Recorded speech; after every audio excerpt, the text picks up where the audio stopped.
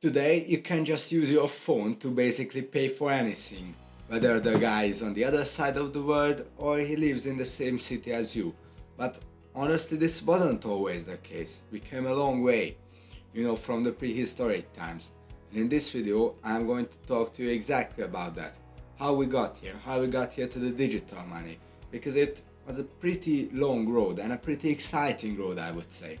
So let's get straight into it. So in the prehistoric times there was something called a barter system, and this basically meant that two guys came together and they exchanged products. So maybe one of them had a cow, one of them had a chicken, and they basically exchanged them, okay?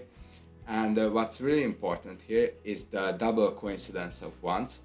So each guy needs to want what the other guy has, okay, to make this trade happen. And there were also other limitations, such as difficulty in transporting goods or assigning a value to the product. So this was probably the first type of money that ever existed. After that, there was something called a commodity money, and this basically meant assigning value to certain objects that had intrinsic value, so they had value in itself.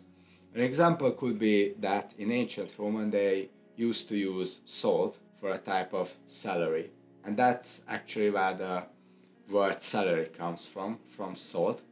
And the other types could have been, precious metals such as gold or silver, but not yet in the form of coins. And they worked because they were durable and portable, and they also were in scarcity.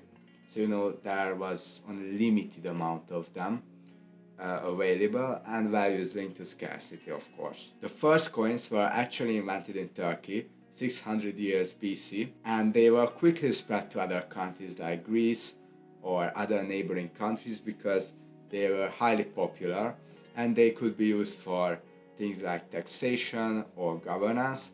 And what's also very important is that actually the ruler of these countries put his or her face on the coin, and thereby creating authority. And of course, when a new leader came, then new coins had to be minted. The first paper money was invented by the Tang dynasty in the 7th century, and this was basically the first paper money that ever existed.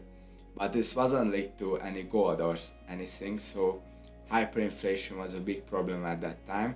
And also in Europe, medieval merchants also used them for exchange, and that got adopted by the governments later on. And they also had a lot of advantages. For example, they were easily portable, easy to carry around, of course, and they also didn't really require large storage. After that came the first banks. So basically they would issue letters of credit. So you would put your precious metals like gold coins or silver coins to the bank, and they would basically give you like a paper, meaning that they owed you that money. So £1 actually mean that the banks owes you £1 of silver, and basically now you could carry around your paper money because, and it didn't require much storage, it was easily portable. But on the other side, the value was also linked to these precious metals, so things like hyperinflation was no longer really a problem. And this was the time when central banks first appeared, the first one being in 1694, the Bank of England, and they played a similar role as they do today in mainly stabilizing the economy. And then came the now known fiat money. And the difference between the fiat money and this paper money is that the fiat money was no longer linked to the price of gold. So in 1971, President Nixon abandoned the gold standard.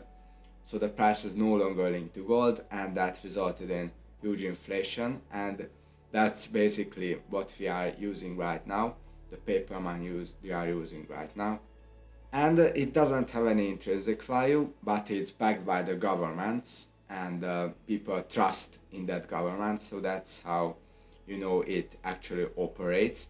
So I trust that when I accept that paper money as a form of payment, then I can go to another merchant and exchange that money for products, and I trust that he's also going to accept it. Okay, so this basically works on trust. And after that came digital money, and that's also what we are using right now. We have, bank accounts, and that's where the money is stored, and we don't have to carry out anything, just our credit cards. And the latest invention is basically cryptos, such as, Bitcoin. They are the latest ones, and they can also be used as a form of payment with the new blockchain technology. So we really came a long way to the now known digital money, and I really hope that you have enjoyed the video.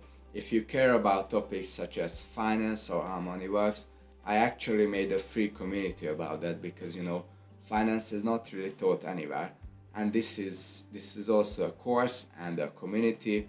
It's absolutely free. You can join through the link in the description, and see you in the next video.